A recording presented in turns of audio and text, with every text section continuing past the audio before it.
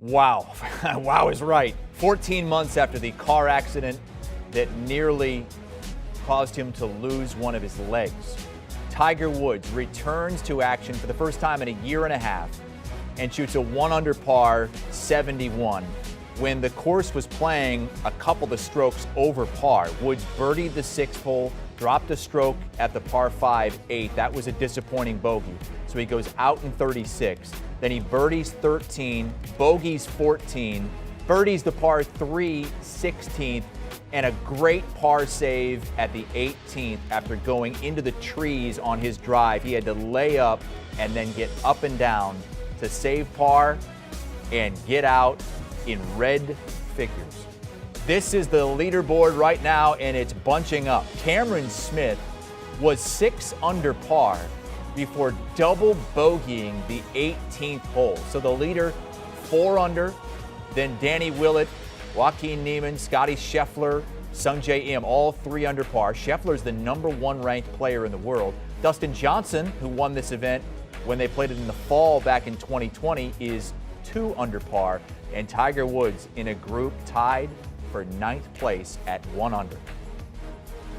Tiger with Corey Connors out of Canada, Webb Simpson, Billy Horschel, and others, 1 under par. Still, about half the field or more out on the course today, finishing up after rain delayed everything by about 30 minutes this morning.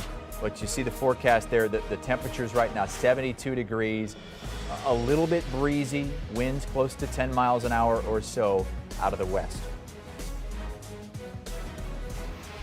Let's take you out to Augusta now. Kyle Porter joining us. Kyle had to leave Tiger's side a little bit before he finished to come to our set to get ready to talk to us. And Kyle, I was watching Tiger live on the feed, and I could hear the roar through your microphone seconds before that putt went in. And you're nowhere near the 18th, right? What was that like when you heard that Tiger roar for that great save on the 18th?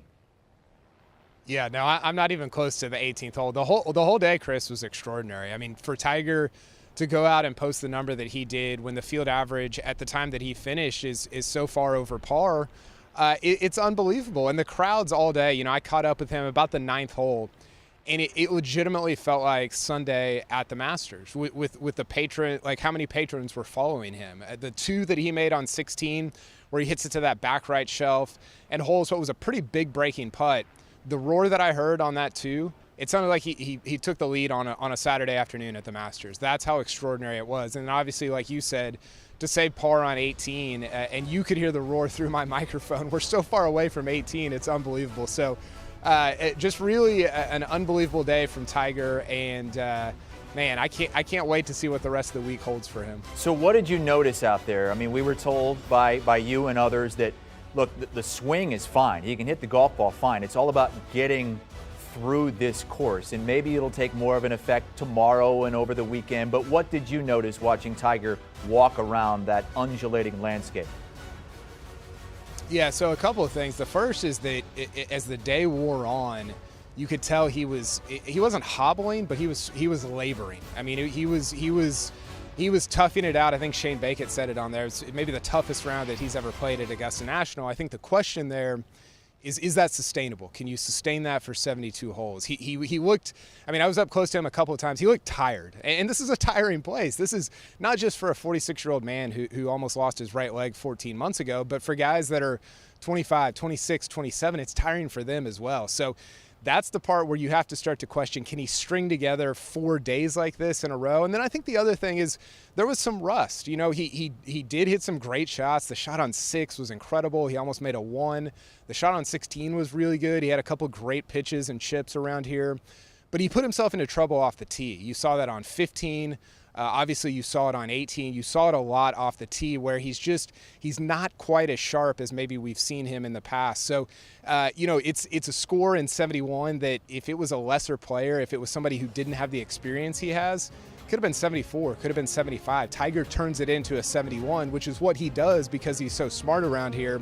But you wonder if that rust, that That again, not having played in 17 months, you wonder when that catches up to him throughout this week. Well, we heard that the short game was on point, and that's one of the things, as you've mentioned, that he was able to work on before he could really take full cranks at a driver, and that seemed like the thing that saved him today. How great was that short game for Woods?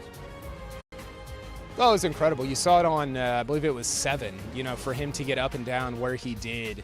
That's maybe the hardest green to get up and down on this entire course. He had an unreal pitch there, and he did it throughout the day. I mean, it really was, it was interesting. I was following him on 15, and again, he looked like he was laboring. He hits this kind of weird, hooking, huge, towering shot over the trees because he was off to the left on 15.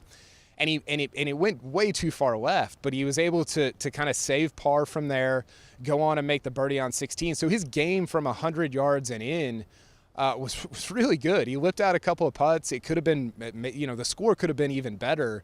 But I agree. I thought his short game was really good. But again, is that sustainable? That's the question for me. Is his body going to hold up, and is it sustainable to try and get up and down from some of the places he did for the remainder of this week? So what do you think you'll be looking for then as we move on Friday and then hopefully into the weekend for Tiger Woods? Is there something that you are going to be looking for in particular where his maybe the going up and down and the issues with his foot and his leg could come into play with his swing? Yeah, I think two things. One, it's fatigue. Again, I don't know how much it came through on TV. I know he obviously had cameras in his face all day, but he just looked exhausted, and I think it'll help him. It got hot out there today. By the end of his round, it was kind of boiling. So I think it'll help him that it's supposed to cool off the rest of the week. But then again, off the tee, can you find more fairways? I haven't seen his fairways hit on that statistic for the day on Thursday, but I can't imagine it was very good. So if you're not as long as you used to be, which I don't think he quite has that power that he used to have, you got to be more controlled off the tee. And you can't. You just told me, I didn't see it, but he had a 190-yard drive on 18. That's not a great recipe for scoring. But again, he toughed it out. It was. I think people will see the 71 and say, oh yeah, it's okay. He's 1 under par. That's an extraordinary round on this golf course on a really difficult day. 14 months after almost losing your leg and 17 months from having hit a golf shot in a competitive event. And I think the fact that it's Tiger and that he only shot 71, people might shrug their shoulders, but you shouldn't, because it's really a remarkable feat that he accomplished today. We heard him meeting the media on Tuesday, and that's when he said, at this time, I plan to play, and really made news there because there were a lot of us still kind of holding our breath. Is he really going to be able to do this? But one of the reporters asked him, you usually tell us you're only going to enter an event if you think you can win it. Do you really think you can win it? And he said, yes, I do. Watching him today, walking the course with him today, is he someone that can win this week? I don't think so. And again, it's not going to be evident on Thursday. It's not going to be evident probably on Friday. But I think it's going to catch up to him this weekend. That's kind of been the talk throughout the week among media is, man, can you do this for 4 straight days? And I think, honestly, and I haven't heard Tiger speak today, but I think this will embolden him that, hey, maybe I can go win this. To gain 3 strokes on the field at the time that his wave finished on Thursday, I think will be a huge encouragement to him. I just don't trust that a body that's had 5 back surgeries, everything that's gone on with his leg, is going to be able to hold up over the rest of the weekend. I hope it is. That would be maybe the most remarkable story in sports history. But I have a hard time after watching him up close today, truly believing that the body's going to be able to withstand 72 holes at Augusta National. I remember us saying that 3 years ago at the Masters, that this is probably the biggest comeback in sports history. When Tiger Woods, many counted him out, didn't think he would ever be in that position again. All the surgeries he went through, then he climbs the mountaintop, wins the Masters in 2019. But this is a totally different ballgame here. I mean, not only is he 3 years older, he legitimately almost lost his leg. And there were many who didn't believe he would ever be in a competitive tournament again. I think he even had doubts at first. How do you put into perspective where he was 14 months ago, even 9 months ago, to where he is now in red numbers after the first round of the Masters? Yeah, I think what you just said there is important, because it's not as if he got in the car accident 14 months ago and then he was magically, healed after a week or 2 weeks or 2 months even. It was even as recently as September, October, November. It's like, can this guy, can he walk? Is he able to even get around? He talked about laying in his backyard in Florida and just appreciating nature, appreciating the birds singing and the trees. And that doesn't have the tenor of somebody who's going to go out and compete against Rory McIlroy and Jordan Spieth and Justin Thomas at Augusta National. And for him, I think the way I'd put it into perspective is that I thought it was a win this week just for him to tee it up. I mean, you saw the crowds on Thursday or late in the morning whenever he teed it up, lining the fairway from the tee to the green. I've never seen that at Augusta National, even for a leader on a Saturday or Sunday. So even him teeing it up, there was a sense, as I walked with him, he got standing ovations at every green. And I think people really had a sense of the moment of like, it's extraordinary that this guy's even here, much less that he's going out and shooting 71 in the first round of the Masters. And how lucky were you to be there for it? And I got to imagine that all those fans that you were rubbing shoulders with, and some of them might go there every year, but others probably, they win the lottery or whatever, and they get one chance to go see the Masters, and they get to see this performance from Tiger Woods. What was the mood like out there among the patrons?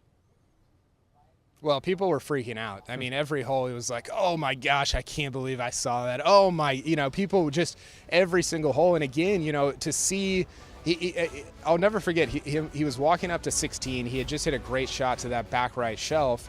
And, it wasn't an easy birdie putt. It wasn't as if he was going to tap in for birdie. And as he walked up, he got a standing ovation from this huge gallery on 16. And it wasn't because he hit a good tee shot. It was because he was simply there, that he was just playing the 16th hole in the first round. He gives the fist pump as the birdie putt rolls in, and people are just losing their minds. So that part of it, for me, to see that, you've seen that on a Saturday before. You've seen it on a Sunday, whether it's Tiger in the lead or Hideki Matsuyama last year. That's what you expect on a Saturday or Sunday.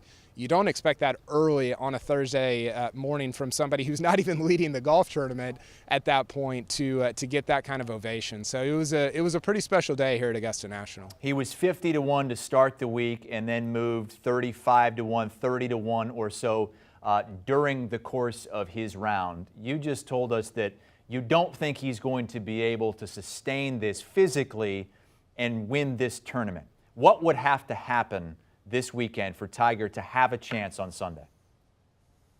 Well, I think getting into the lead on a Friday evening, because at that point, if you're leading going into Saturday, maybe some adrenaline takes over on Saturday, Sunday, and you kind of sniff that ending, that storybook magical ending. So let's say he goes out and shoots 67, 68 on Friday, then it starts to become like a kind of special, right? It starts to become like, wait, is this going to make 2019 seem minuscule in comparison to what he's about to do in 2022?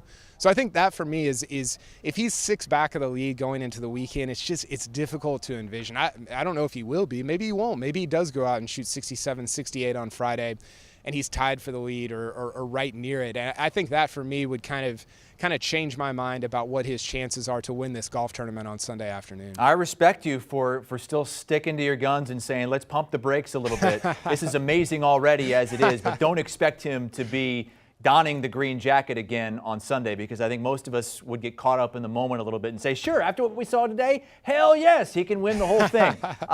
We hope that you're wrong, Kyle. Thank you so much. And enjoy the weekend. Already off to an incredible start at Augusta National following Tiger Woods today. And you can watch live coverage of the Masters via the CBSSports.com app and CBSSports.com. And Paramount Plus. Stream Masters live all throughout today and tomorrow. Our broadcast coverage is on CBS this weekend, Saturday and Sunday. It's also streaming live on Paramount Plus. And you can hear our golf experts break everything down following this first round on the First Cut podcast. Download and follow wherever you get your audio. Do you want a sports network that delivers everything that matters about the game? The highlights, the picks, the instant analysis, no yelling, no fake debates, no politics. Hit the subscribe button and never miss a moment.